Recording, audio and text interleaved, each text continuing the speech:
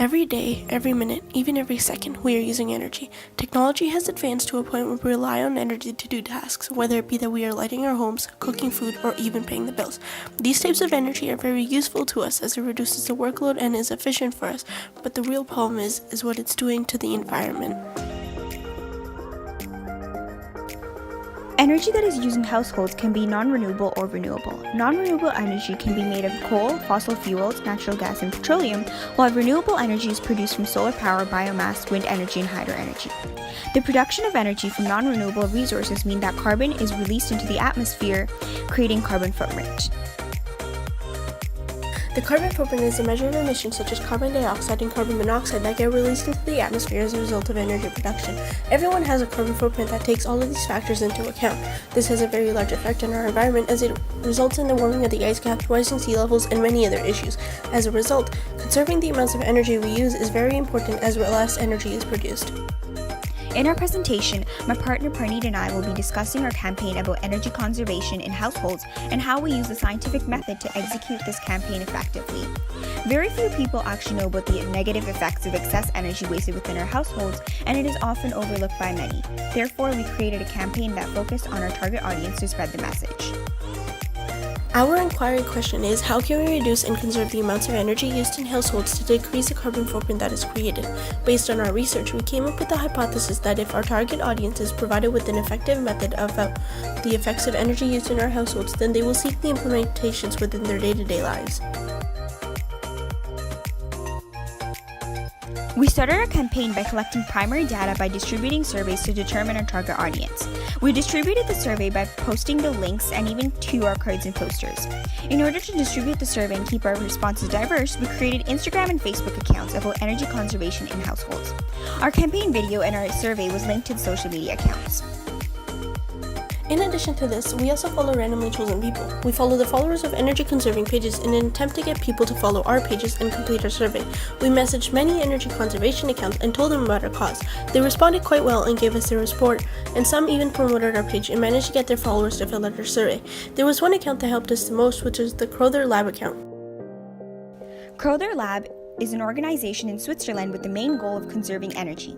We came into contact with them and discussed our campaign. They supported our cause dearly and even filled out our survey and watched our campaign video, which they took great liking to. Doing this helped us as not only did they support us, but they also gave us more information on energy conservation and why it's important.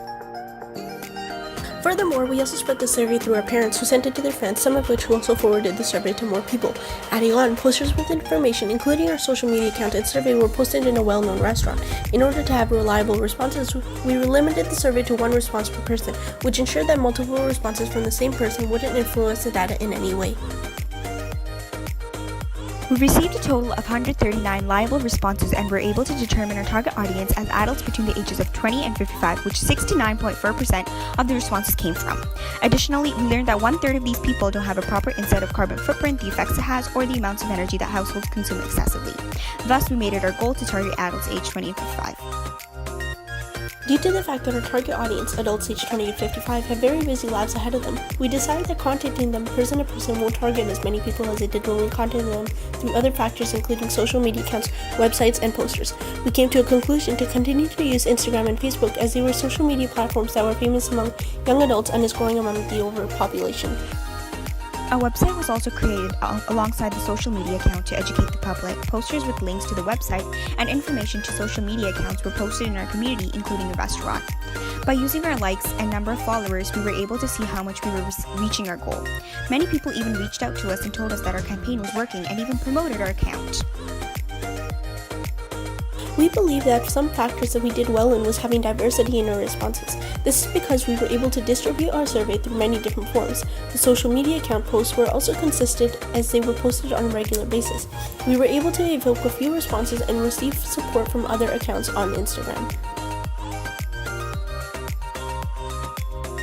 Some limitations we had during our campaign were that our sample size in our survey was very minimal. It would have been better if more people had taken the survey, as our original goal was to get to 250 people to do our survey, but only 139 were able to.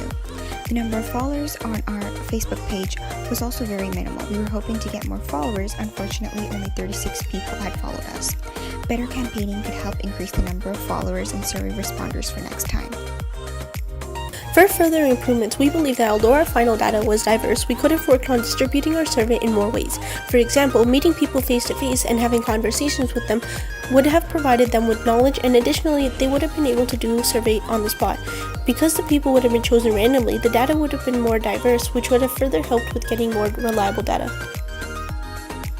We were able to effectively follow criteria B and C as we were able to come up with an effective inquiry question and were able to research extensively.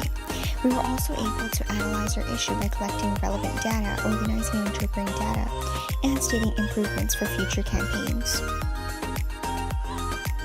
We were also effectively able to follow criteria D as we were able to use scientific information to understand our problem of excess energy wastage in households and the carbon footprint it leaves behind. Additionally, we were also able to use scientific information to come up with a solution to this problem, which can be like doing smaller things around the house, like turning off the lights when they aren't needed. We believe that we can come to a conclusion that the campaign had a positive impact on our target audience of adults aged 20 to 55. Based on the data we collected, we were able to see that the target audience was able to learn more information from the campaign. We were also able to see that many people gained a general knowledge on conserving energy, meaning our campaign was essentially successful.